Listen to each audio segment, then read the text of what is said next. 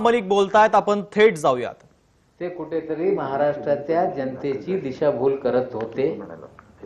तो कायदा करत असताना नवीन कायदा आहे ते त्यांनीच केलेला आहे। ते दिशाभूल करत होते की गायकवाड कमिशनच्या ट्रान्सलेशन देण्यात आलं नाही, मूलतः तो कुठेतरी इंग्लिश मध्येच आहे।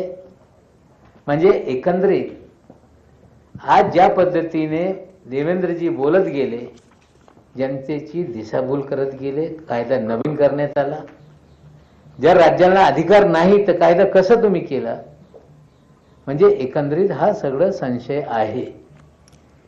निश्चित रूपाने तिन्ही पक्षाच्या सरकार असताना, आधीच्या आमच्या 2 पक्षाच्या सरकार असताना सर्वांची भूमिका हे मराठा समाजाला आरक्षण मिळालं पाहिजे हीच होती।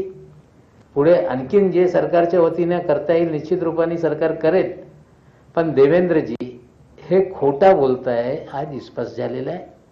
आता हे सगळे निर्णय केंद्र सरकारच्या अखत्यारीत आहे आणि जे आमच्याकडून पाठपुरावा असेल निश्चित रूपाने आम्ही करू। आणि काही प्रश्न असतील तर आता शिवसेनेच्या वतीने निवेदन होईल, मग प्रश्न असतील तर प्रश्न उत्तर करता येईल आणि हिंदीमध्ये नंतर बोलू। मी फक्त 1 मिनिट बोलतो। चलो। माननीय मुख्यमंत्री उद्धवजी ठाकरे साहेब यांनी आणि खास करून अशोकराव चव्हाणांच्या नेतृत्वाखाली हा लढा, कायदेशीर लढा ज्या पद्धतीने लढला गेला, त्यातले महत्वाचे 2-3 मुद्दे सातत्यानं समाजावर काहीतरी वेगळं कळवण्याचा प्रयत्न विरोधी पक्षाकडे होतो।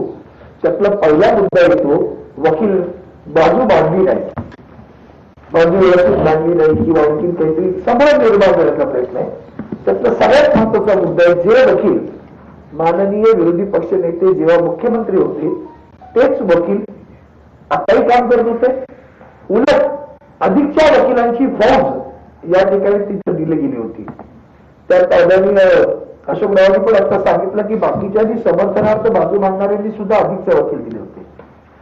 दुसरा मुद्दा जो सातत्याने सांगितला जातो तो की आम्ही विलंब केला, आम्ही काही भाषांतर दिलं नाही। मुळात त्याचं सांगितलं त्या मुद्द्याचं मी परत मांडणार नाही, पण सर्वात महत्वाचा मुद्दा असा आहे की राज्याला हा कायदा करण्याचा अधिकार आहे की नाही यावर न्यायाधीशांमध्ये मतभिन्नता झाली आणि ती मतभिन्नता 3-2 ने पुढे आली। पुढे त्यांनी निर्णय वेगळा दिला, पण ही जी मतभिन्नता आहे त्यामध्ये अटॉर्नी जनरलचं जे म्हणणं केंद्र सरकारच्या बाजूने मांडलं गेलं, त्यांनी सुद्धा असं म्हटलं की जेव्हा कायदा लोकसभेत मंजूर झाला किंवा घटनादुरुस्ती लोकसभेत झाली तेव्हा सरकारनं ऑन दी फ्लोअर सांगितलं की राज्यांचे अधिकार अबाधित आहेत। आणि त्यामुळे जेव्हा माननीय देवेंद्र फडणवीस बोलत होते की कायद्याला स्थगिती देता येत नाही, वकील तुमचेच आहेत, कायद्याला स्थगिती देत आहेत तेव्हा कोणत्या, तोच खरा मुद्दा आला। तुम्ही केलेला कायदा हा 2018 नंतरचा आहे आणि म्हणून त्याला स्थगिती मिळाली। तो जर घटना दुरुस्तीच्या अगोदरचा असता तर कदाचित त्याला मिळाली नसती। म्हणूनच 9 राज्यांचा जो विषय झाला तो त्या पद्धतीचा आलाय।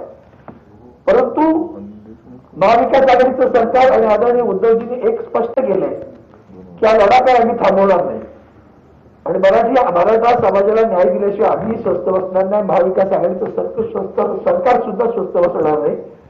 म्हणून आज आम्ही एकत्र आलो। माननीय अशोकरावांनी सांगितल्याप्रमाणे पूर्ण निकालाची प्रत हातात नाहीये, पण जो निकालाचा सारांश आला त्या सारांशामधनं जे काही कळले ते या पद्धतीचं आहे। त्यावर आता बाकीचे खुलासे त्यांनी केलेले आहेत आणि मला असं वाटतं की शिवसेनेच्या वतीने सुद्धा आम्ही तिन्ही पक्षाचे नेते ते बसलेलो आहोत। आमच्या दृष्टीने एवढंच म्हणतात की आत्ता महाराष्ट्रामध्ये करोनाची प्रचंड लाट आहे, करोनाग्रस्त महाराष्ट्र अशा वेळेला आमच्या मराठा समाजानं कुठलंही असं पाऊल उचलू नये जेणेकरून आधीच समाज त्रस्त आहे, सारा समाज त्रस्त आहे, त्यात अधिक भर पडेल असं कुठलंही पाऊल उचलू नका। शासन तुमच्या सोबत आहे, सरकार तुमच्या सोबत आहे, म्हणून आम्ही सगळे एकत्र येऊन तुम्हाला आवाहन करत होतो। धन्यवाद। मुख्यमंत्र्यांची पहिल्या दिवसापासूनची म्हणजे विशेषतः नारायण राणे माजी मुख्यमंत्र्यांनी आरोप केलाय की उद्धव ठाकरे यांचाच मराठा आरक्षणाला विरोध होता गंभीर आरोप असं आहे. नाही, असं आहे की राणे साहेबांना हे माहिती मी देतोय की भाजप आणि देवेंद्रजी पहिल्यापासून या कायद्याच्या विरोधात आणि मराठा समाजाला आरक्षण द्यायचं नाही या भूमिकेत नाही. आज जे लोक सुप्रीम कोर्टमध्ये याच्या विरोधात बाजू मांडताय ते सगळे भाजपची गँग आहे. जे वकील अनिल देशमुखांच्या विरोधात पिटिशन दाखल करतायत तीच लोक तिकडे. म्हणजे आता स्पष्ट झालेलं आहे की मराठा समाजाला आरक्षण मिळू नये त्यासाठी भाजप दोन्ही बाजूनी खेळते. एक ठिकाणी मराठा समाजाला भडकवण्याचं काम करत आहे, दुसऱ्या ठिकाणी आपल्या पैशाने लोकांना कोर्टात पाठवत आहे आणि कोरोना असताना आजच निकाल येते. म्हणजे आणखीन बरेचसे काय असताना महाराष्ट्र अशांत काय होईल ही परिस्थिती जाणून बुजून कोणी निर्माण करते काय. आमचा स्पष्ट आरोप आहे की जे न्यायालयीन लढा विरोधकांच्या माध्यमातून सुरू करण्यात आला याला फूस देवेंद्र फडणवीस यांची होती. संपूर्ण भाजपनी सुरुवातीपासून जेव्हा आघाडीच्या सरकारने आरक्षण दिला हे आरक्षण देऊ शकत नाही, कोर्टात टिकू शकत नाही. वारंवार देवेंद्रजी बोलत राहिले. आता जी लोक कोर्टात वकील लढताय ते सगळ्यांना पाठबळ भाजपच्याच आहे. आता हे सिद्ध झालेलं आहे. तर त्याच्यातला महत्वाचा मुद्दा असा की घटनादुरुस्ती कोणी केली? केंद्रानं. मग अधिकार कोणाकडे जातो? केंद्राकडे. म्हणून हा सगळा विषय आता केंद्राचा आहे. तिथं तुमचे अटॉर्नी जनरल होते ना साहेब, तिथं न्यायालयात त्यांनी एवढंच म्हटलं. पण जेव्हा न्यायालयानं सांगितलं की असा अधिकार नाही, मग अधिकार कोणाकडे राहिला? आरक्षणाचा अधिकार राहिला केंद्राकडे. आणि मग याच्याबद्दल आता बोललं गेलं पाहिजे. आणि केंद्राकडे आता हा न्याय देण्याचा अधिकार आहे. आम्हाला राज्याकडनं शिफारस करणं किंवा ज्या काही कमिशनकडे मागणी करणं ते राज्य केल्याशिवाय राहणार नाही. पण केंद्राकडेच हा कायदा आता आणण्याचा अधिकार राहिला हे आजच्या न्यायालयाच्या निर्णयाने स्पष्ट होतं. एवढंच मला या ठिकाणी सांगायचं. 50% जी मर्यादा आहे ती घटनादुरुस्ती करून केंद्र सरकारला वाढवता येईल, तर त्या संदर्भात तुम्ही केंद्र सरकारला कळवणार आहात का? म्हणजे हा मुद्दा झाला दुसरा, तुम्ही मागासवर्गीय आयोग. नाही, आता 102वी घटना, मला तेच सांगायचं आहे की देवेंद्र फडणवीसांनी राजकीय स्टेटमेंट्स करायच्या ऐवजी 102वी घटना दुरुस्ती संदर्भात कायदेशीर मतं व्यक्त करावीत. 50% आरक्षणाच्या संदर्भात, इंदिरा साहनी संदर्भात आज जे जजमेंट त्या संदर्भामध्ये कायदेशीर मतं व्यक्त करावी. कोणावरही कुठल्याही पक्षावर कोणावरही सरकारवर त्या ठिकाणी दोषारोप ठेवण्यापेक्षा कायदेशीर मुद्द्यावर तुमची काय भूमिका हे स्पष्ट करा, आमचं पहिलं मत आहे. दुसरं मत असं आहे की 50%च्या वर आरक्षणाच्या संदर्भामध्ये आता आज सुप्रीम कोर्टाने सांगितलंय की कुठल्याही स्टेटला इकॉनॉमिकल बॅकवर्डनेस किंवा कुठल्याही प्रकारचा मागासलेपण सिद्ध करण्याचा किंवा निर्णय घेण्याचा अधिकार आता राहिलेला नाहीये. तो केंद्र सरकारचा अधिकार आहे, केंद्र सरकारच्या कमिशनचा अधिकार आहे. त्याच्याकडे शिफारस करून पाठवून त्यांनी राष्ट्रपतींकडे हा सगळा अहवाल दिला. नंतर राष्ट्रपती त्याला अनुमोदन किंवा मान्यता द्यावी आणि जी सूची आहे बॅकवर्ड क्लासेसची ती केंद्र सरकारच आता घोषित करेल अशा प्रकारचा निर्णय त्यांनी दिलेला आहे. ही घटना दुरुस्ती नंतरची गोष्ट आहे. त्यामुळे या सगळ्या कायदेशीर मुद्द्यावर त्यांनी बोलावं आमचं म्हणणं एवढंच आहे. आम्ही तर सभागृहात बोललोय, म्हणजे मी जी काही भूमिका होती ती सभागृहात मांडलेली आहे. त्याच्यावर हक्कभंग मला फेस करावा म्हणजे करण्याची भूमिका व्यक्त केली. पण त्याच्यावर तिने अधिक बोललं पाहिजे असं माझं म्हणणं आहे. एक महत्वाचा विषय आहे. 102वी घटना दुरुस्ती केल्यानंतर राज्य सरकारने 2018 मध्ये हा कायदा केला आणि विधानसभेत मांडला. जर एवढी मोठी घटना दुरुस्ती झाल्यानंतर तो कायदा टिकू शकत नाही हे जर विधानसभेच्या मध्ये जर आलं असेल तर ते विरोधकांना दिसलं नाही का? सत्तारूढमध्ये शिवसेना नाही, असं आहे की त्यावेळेस हा सगळा निर्णय एक मताने बिगर चर्चेच्या 10-5 मिनिटात विषय पास झालेला आहे. सभागृहामध्ये असा एखादा विषय मांडत असताना तो कायद्याला धरून सरकार तुमचं होतं.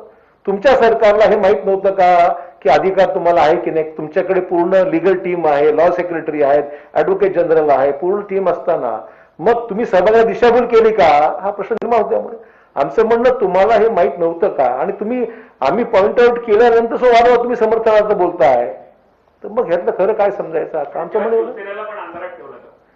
आता आम्हाला माहित नाही, आम्ही सरकारमध्ये नव्हतो तेव्हा आम्ही काय बोलू शकत नाही. नाही प्रफुल्ल, तसं नाही. असं आहे की आता तेव्हा पार्लिमेंटमध्ये पण मंत्री सांगत होते की राज्यांना अधिकार आहे, ते गृहीत धरून कायदा करण्यात आला. आता केंद्राची 2 जबाबदारी आहे. एक तरी राज्यांना अधिकार आहे हे कोर्टातून आम्हाला मिळून दिलं पाहिजे एक. आणि दुसरा, जर तो मिळवता येत नसेल तर आम्ही जे शिफारशी करतोय बॅकवर्ड कमिशन त्यांनी नेमावा, आम्ही शिफारस करू आणि राष्ट्रपतींनी त्यांना मान्यता द्यावा. आता दोन्ही जबाबदाऱ्या, माझ्या राज्यांना जर अधिकार असेल ते कोर्टाकडून आदेश मिळवून द्यावा, जर नसेल तर आम्ही शिफारस करू, त्याला राष्ट्रपतीकडून मान्यता मिळवून द्यावा.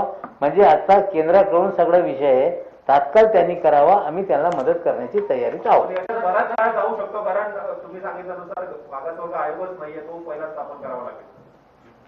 मग आता आमच्या अधिकारात जे आहे ते आम्ही करू, पण आजच्या निकालानंतर दोन विषय केंद्राकडे जबाबदारी आहे. पहिला विषय की जे पार्लमेंटमध्ये सांगण्यात आला की राज्यांच्या अधिकार अबाधित आहे, त्या अबाधित गृहीत धरून हा कायदा करण्यात आला. आज निकालामध्ये राज्यांना अधिकार नाही असा स्पष्ट झाल्यानंतर राज्यांना अधिकार मिळवून देण्यासाठी त्यांना काय करता येईल, घटना दुरुस्ती करायची असेल तर पुन्हा करा, आमच्या अधिकार मिळवून द्या जे तुम्ही पटलावर सांगितलेलं एक. मला फडणवीस साहेबांचं अजून एक विधान तुम्हाला आठवण करून द्यायची आहे की आमचा कायदा फुल प्रूफ आहे. आम्ही जे केलेलं आहे कायद्याच्या सर्व चौकटीमध्ये बसणार आहे आणि त्याच्यामुळे आमचा कायदा फुल प्रूफ आहे, अशा प्रकारचं विधान सभागृहामध्ये सभागृहाच्या बाहेर सुद्धा त्यांनी केलेलं आहे. मग फुल प्रूफ असतं तर मग आजचा निकाल का लागला असा? त्यांचं म्हणणं आहे की तुम्ही जो मुद्दा विधानसभेत मांडला होता 102 संशोधन संदर्भातला, त्यांचं म्हणणं आहे की कायदा 2013 मध्ये जेव्हा काँग्रेस राष्ट्रवादी सरकार होतं, तुम्ही कायद्याची आता आम्ही फक्त तुम्ही असं आहे, मी काय म्हणतो हा विषय नाही, सुप्रीम कोर्टाने काय म्हटलं हा विषय आहे. सुप्रीम कोर्ट तोच बेस देऊन त्याच्यावर सांगितलं नाही तुमचा निर्णय जो झालेला आहे तो घटना दुरुस्ती नंतर झाला म्हणून सेट असाइड झाला. मी काय म्हणतो त्यापेक्षा सुप्रीम कोर्टाने काय म्हटलं हे महत्वाचं आहे त्याच्यात. आणि मी सभागृहात आणि सभागृहाच्या बाहेर सुद्धा कायद्याच्या प्रती तुम्हाला दाखवल्या होत्या, त्या प्रतीमध्ये म्हटलेल्या की मागचा कायदा आपोआप रद्द झाला नवीन कायदा आल्यानंतर, हे स्पष्ट आहे त्याच्यामध्ये. जर प्रामुख्याने घटना दुरुस्ती झाल्यानंतर राज्यांचे अधिकार कायम राहतील असं जर केंद्र सरकारने संसदेत सांगितलं होतं तर ती बाब न्यायालयाच्या निदर्शनास आणून दिली का? आणि त्यामुळे कुठे सुप्रीम कोर्टामध्ये सर्व वरचं तुमचा गव्हर्नमेंट ऑफ इंडिया शांत राहिली, कुठे बोललेच नाही ना. अटॉर्नी जनरल स्वतः पार्टी होते, त्यांनी ह्या विषयावर काही भाष्यच केलं नाही. तर राज्याचे अधिकार जर अबाधित असले किंवा आहेत म्हटलं असेल, जे त्यांनी पार्लमेंटरी कमिटीमध्ये म्हटलं ते बघायला पाहिजे सुप्रीम कोर्टामध्ये काय आहे ते. तुम्हाला असं म्हणायचं आहे का की एकतर आपण कायदेमंत्र्यांची देखील बैठक लावण्याचा प्रयत्न केला, अटॉर्नी जनरलला बोललो ते आले नाही, अटॉर्नी जनरलने 2 वेळा वेगळ्या भूमिका मांडल्या की एकतर असा कायदा करायचा अधिकार नाही, नंतर मंत्र्यांनी आहे. ह्या सर्व ज्या वेगवेगळ्या भूमिका झाल्या केंद्र सरकारकडनं अटॉर्नी जनरलकडनं, ह्याचा फटका महाराष्ट्राला बसला. नाही, मला एवढंच सांगायचंय की आपण म्हणता ती बरोबर आहे की आम्ही दोन्ही सरकारमध्ये चर्चा करता येते या विषयावर. अटॉर्नी जनरलला आम्ही विनंती केली होती की आमचे ऍडव्होकेट जनरलला तुमच्याकडे पाठवतो, काही गैर नव्हतं, कायदेशीर मुद्दा कुठल्या पक्षाचा किंवा काही पॉलिटिकल विषय नाही आहे, तर त्यांनी ती भेट नाकारली. नंबर 1. कायदा मंत्र्यांना विनंती केली होती की तुम्ही मुख्यमंत्र्यांशी डायलॉग करा, त्यांनी सुद्धा VC वर मिटिंग जी ठरली त्यामुळे त्यांनी अमान्य केलं. हे 2 घटना रेकॉर्डवर आहेत ना, आम्ही त्यांना विनंतीच केली होती. हा प्रश्न मग समन्वयाचा अभाव आमच्याकडे होता का? मग तिकडून जर तुम्ही प्रतिसाद देत नसाल, तुमची लॉ केंद्रीय मंत्री आहेत, तुमचे अटॉर्नी जनरल आहेत, हे या सगळ्या कायदेशीर जे सरकार लढतंय आरक्षणाच्या बाजूने, तर दोन्ही सरकार एकत्र येण्याच्या बाबतीमध्ये तुमची भूमिका जी होती ती उदासीन होती. म्हणून काही गोष्टी तशा तुमच्याकडून प्रतिसाद मिळाला असेल तर कदाचित चित्र वेगळं राहिलं असतं. तुमचा जर अटॉर्नी जनरल सुप्रीम कोर्टात बाजू ही मांडली असती कदाचित की नाही हा अधिकार राज्यांना आहे, तर मग हा विषय कदाचित आला नसता. तर ज्या अर्थी सुप्रीम कोर्टाने शिक्कामोर्तब केला, अधिकारच राहिलेला नाही आहे, तर सुप्रीम कोर्ट जजमेंटवर काही मी कॉमेंट करू शकत नाही. ते जजमेंट दिलंय आज. हा सगळा घटनाक्रम बघता महाविकास आघाडी सरकारला अडचण आणण्यासाठी केंद्र सरकारने सगळं केलं असं वाटतं. आम्हाला ह्याच्यामध्ये कुठलं राजकारण करायचं नाही किंवा अशा इन्सिडेंट्सचा कुठलाही राजकीय फायदा आम्ही पहिल्यांदाही घेतला नाही आणि आताही घेत नाही. आमचं म्हणणं एवढंच आहे की कृपया तुम्ही आजच्या ज्या स्टेटमेंट मी पाहतोय त्यांच्या भाजपच्या नेत्यांच्या, या केवळ राजकीय स्टेटमेंट आहेत, पॉलिटिकल स्टेटमेंट्स आहेत. कायद्याला धरून कोणीही त्याच्यावर एक शब्दही बोलायला तयार नाही. प्युअरली पॉलिटिकल, याचा राजकीय फायदा उचलण्याकरच कार्यक्रम सुरू झाला आहे. ज्यांना चंद्रकांत पाटील दुर्दैवाने चंद्रकांत पाटील कायदा कसा आहे काय वाचलं, कधी वाचलेलंच नसावं असं वाटतंय आम्हाला. तुमचं असं की वारंवार भाजप म्हणताय की तुम्ही तुमचे वकील वेळेवर कोर्टात पोहोचत नव्हते आणि त्यामुळे कायद्याची जी बाजू तुम्हाला वेळेवर फायनल हिअरिंग जी झाली, असं कधी झालं असं सुप्रीम कोर्टामध्ये बऱ्याचशा वेळेस 500वर होतं, मॅटर VC वर असतात, कोणी ऐनवेळ असतं, एखाद्या वेळेस मागे 2-3 मागे मॅटर प्रिपोन होतं, कधी पोस्टपोन होतं. परंतु ही जी फायनल हिअरिंग झाली ती कंटिन्युअस शेड्यूल प्रमाणे झाली आणि फायनल हिअरिंगला एकही दिवसामध्ये कुठलाही वकील आमचा गैरहजर राहिलेला नाही. हे मला मुद्दाम 12-13 दिवस हिअरिंग झाली, सगळी कंटिन्युअस झाली. त्या सगळ्या हिअरिंग मध्ये आमचे वकील पूर्णपणे उपस्थित होते.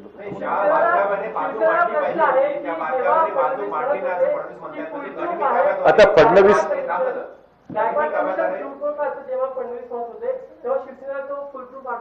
आनंद होतो ना, सगळ्यांना न्याय मिळत असेल तर काय हरकत आहे. विना चर्चा कायदा पास झालाय. दावा आहे की ज्या बारकाईने वकिलांनी एक मतानं पाहिजे होते ते मुद्दे मांडले नाही, गनिमी कावा तिथे अवलंबला पाहिजे होता, अवलंबला नाही, त्याच्यामुळे हे सगळं झालं. असं आहे, पहिली गोष्ट म्हणजे फडणवीस स्वतःच ॲडव्होकेट आहेत, तर ते स्वतः अपील झालं तर फार चांगलं झालं असतं. आमचं म्हणणं एवढंच आहे, म्हणजे आज जेवढे तुमचे ॲडव्होकेट आहेत, सरकारच्या व्यतिरिक्त सुद्धा ज्यांनी ज्यांनी याचिका समर्थनार्थ त्या ठिकाणी दिल्या होत्या, त्या सर्वांना संधी देण्यात आलेली आहे. म्हणजे एकही वकील हा आर्ग्युमेंट पासून वेळ मिळाला नाही असं कोणी दावा करू शकत नाही. आणि मी आर्ग्युमेंटच्या वेळेस सुद्धा म्हणलो होतो की कुणाही तक्रार राहणार नाही, अशा स्वरूपात सर्वांना संधी, तो शेड्यूल सुप्रीम कोर्टाने घालून दिला होता, त्यामुळे सर्वांना संधी देण्यात आली होती. त्यामुळे हे जे काही वक्तव्य करतायत फार चुकीचं आहे, बिनबुडाचं आहे. कायदेशीर मुद्द्यावर बोला ना, आम्ही तयार आहोत. आमचं म्हणून अजूनही वेळ गेलेलं नाहीये. तुम्हाला खरंच मराठा आरक्षण देण्याची इच्छा असेल ना, तर सरकार तुमचं केंद्रामध्ये आहे, तुम्हाला बॅकवर्ड कमिशन ताबडतोब नेमा, आम्ही अहवाल पाठवतो, त्यांनी त्या बॅकवर्ड कमिशनने त्यावर निर्णय घ्यावा. एक्सेप्शनल आणि एक्स्ट्रा ऑर्डिनरी सर्कमस्टन्सेस आहेत, हे त्यांनी निश्चित निर्णय घ्यावा आणि राष्ट्रपतींकडे पाठवावा. आमचं काही म्हणणं. विरोधी पक्षांशी या संदर्भात चर्चा करणार आहात? कारण सहकार्याचं लागेल. आज मंत्रिमंडळामध्ये चर्चा होईल आणि त्यानंतर पुढची जी काही रूपरेषा आहे ते मुख्यमंत्री बोलतील त्याच्यावर. मराठा आरक्षणाचे जेवढे नेते आहेत बोलते उनका होण्याचा सवाल नाही. त्यांनी अनेक वेळा उपसमितीवर उपसमितीच्या अध्यक्षांवर नाराजी व्यक्त केलेली आहे की काम व्यवस्थित होत नाही, विश्वासात घेतलं जात नाहीये, नेते वेळेवर वकील पोहोचत नाहीये. तर रोज तुमच्या वारंवार ते व्यक्त करत होते, कारण का त्यांना ज्या पद्धतीने अशोक चव्हाण कुठे सुप्रीम कोर्टामध्ये उभे नव्हते ना. सुप्रीम कोर्टामध्ये काय मी किंवा आमचे कुठे अन्य सदस्य उभे राहत नव्हते, वकीलच उभे राहत होते. जेवढे आमचे मुद्दा एवढाच आहे, आपण सर्व आपलं राजकीय जे काही बॅकग्राऊंड आहे ते थोडंसं बाहेर ठेवून जर आपण काम केलं तर मला वाटतं की समाजात हिताचं होईल. हे राजकीय हे जे काही स्टेटमेंट करतायत ते करवणारी काही मंडळी आहेत, हा दुर्दैवाचा भाग आहे. ठोस आज सुप्रीम कोर्ट ने जो महाराष्ट्र सरकार ने मराठा समाज को 16% आरक्षण दिया था, उसे कानून को रद्द करने का काम किया। कानून रद्द करते समय सुप्रीम कोर्ट ने कहा है 3 जज और 2 जज के बहुमत से, 1 के बहुमत से यह कहा गया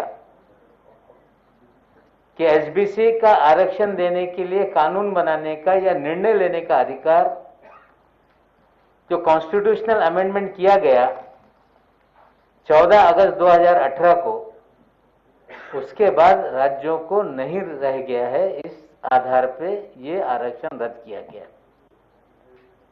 निश्चित रूप से जब ये अमेंडमेंट हो रहा था, राज्य सरकारें कह रही थी कि हमारे अधिकारों का हनन हो रहा है, तब राज्य सरकारों के अधिकारों का हनन नहीं, ये पार्लियामेंट के पटल पे सरकार ने कहा और इसी को आधार मान के पिछली सरकार ने ये कानून बनाए।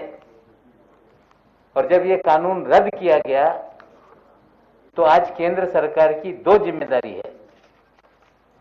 एक जो उन्होंने हमें कहा था पार्लियामेंट के पटल पे कि राज्यों का अधिकार आबादित है, तो सुप्रीम कोर्ट के इस फैसले के खिलाफ वो अपील करके या नया कानून बना के या कॉन्स्टिट्यूशन अमेंड करके हमारे अधिकारों को आबादित करने का काम करे। एक दूसरा, कोर्ट में जिस तरह से कहा गया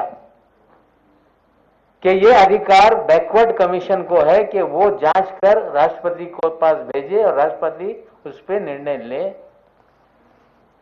हम मांग करते हैं कि केंद्र सरकार, अभी तक उन्होंने बैकवर्ड कमीशन की स्थापना नहीं की है, तात्काल रूप से करे।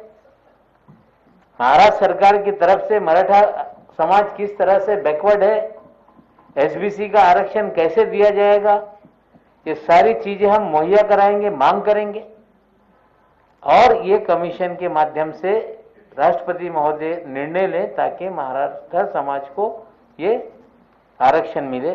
दोनों निर्णय ये केंद्र के अख्तियार में है। साथ ही साथ विरोधी पक्ष नेता आज कहते हैं कि राज्य सरकार ने अपनी तरफ से ढंग से बातें नहीं रखी। हम स्पष्ट कर देना चाहते हैं कि यह मामला सुप्रीम कोर्ट में पिछली सरकार रहते हुए गया। उस समय जो वकील रखे गए वो सारे वकील थे, कोई भी वकील सरकार ने नहीं बदला है। अतिरिक्त जो लोग थे उन्होंने अपने अपने वकील रखे और उसमें मजबूती से जो भी चीजें हैं वो कोर्ट के सामने रखा है। ये कहना देवेंद्र जी का कि सरकार ने ट्रांसलेशन करके समय पे कागज नहीं दिया गायकवाड़ कमीशन का, गायकवाड़ कमीशन की रिपोर्ट ही अंग्रेजी में है तो ट्रांसलेशन करने की जरूरत नहीं थी। हमें लगता है वो गुमराह करने का काम कर रहे थे।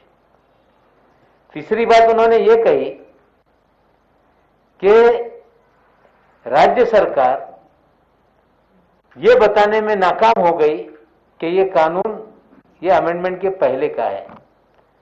कानून बनाते समय उसी कानून में स्पष्ट लिखा था कि पहले के सारे जो कानून बनाए गए हैं मराठा आरक्षण को लेके ये रद्द हो जाएंगे। 2013 के कानून में अमेंडमेंट मुंह करके ये कानून नहीं बनाया गया।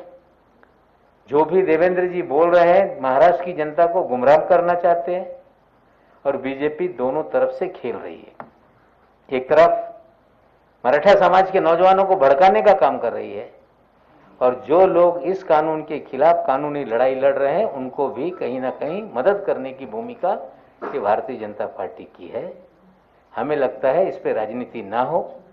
अब केंद्र सरकार से हमारी मांग है, हमारे जो अधिकार हैं इस कानून बनाने के, जो पार्लियामेंट में आश्वासन दिया गया वो हमें मिला के दे दे और साथ ही साथ में हम सिफारिश भेजते हैं बैकवर्ड कमीशन बनाया जाए और महाराष्ट्र के मराठा समाज को 16% आरक्षण दिलाए, ये हम मांग करते हैं। एक सवाल यह है कि गायकवाड़ कमीशन को लेकर के लगातार बीजेपी कह रही है कि उसको सही तरीके से नहीं रखा सुप्रीम कोर्ट में पूरी कमीशन की रिपोर्ट को, और आप कह रहे हैं सेट असाइड कर दिया पूरी कमीशन। गायकवाड़ कमीशन तो बीजेपी के वक्त ही सेट किया, ये स्थापित किया गया था।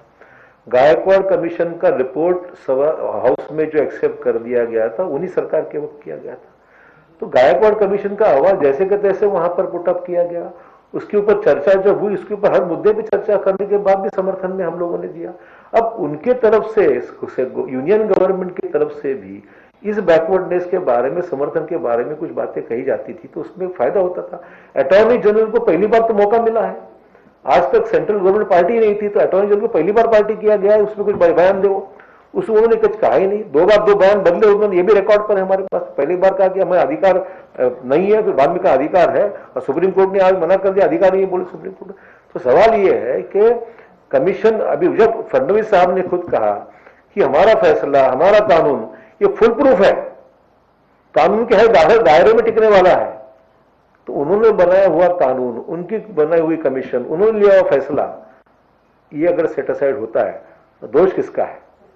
कानून मंत्री को 2 बार राज्य सरकार ने अप्रोच किया कि वो मीटिंग में आए, राज्य की मीटिंग में आए, और आपने यहाँ के तमाम सारे एडवोकेट्स को सेंटर में भेजा कि उनसे बातचीत करें।